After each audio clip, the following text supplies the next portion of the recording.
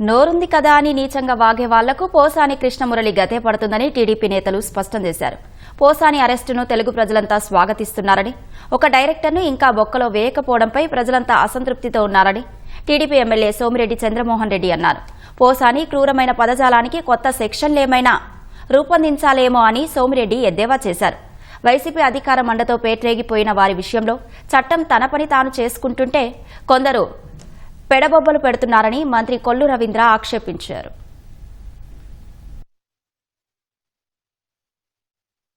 కాపాడితే ధర్మం మనం కాపాడుతుంది. కానీ ఆ రోజు వాళ్ళు అధర్మంగా వ్యక్తిగతంగా కూడా మనుషుల్ని దూషించి చంద్రబాబు నాయుడు గారిని, పవన్ కళ్యాణ్ గారిని, లోకేష్ గారిని ఎంత దారుణంగా మాట్లాడినటువంటి సందర్భాలు మనం చూసాం. ఆనాడు ఇచ్చినటువంటి నంది అవార్డుల మీద కూడా మరి దుర్భాషలు అన్నటువంటి పోసాని మురళీకృష్ణని అరెస్ట్ చేయడం అనేది అది చట్టం పని తను చేస్తుంది. ఇవాళ ఎందుకు అరెస్ట్ చేశారు, ఎందుకు చేశారు అనేది వైసీపీ నాయకులు మాట్లాడతానికి కూడా అర్హత లేదు. మనుషుల్ని కించపరచడం ఇవన్నీ కూడా తిరిగి మళ్ళీ వాళ్ళకి తగులుతున్నాయి. ఇలాంటివి ఎట్టి పరిస్థితుల్లో ప్రోత్సహించకూడదు. అందరూ కూడా మంచిని ప్రోత్సహించాలని చెప్పి కోరుతాం.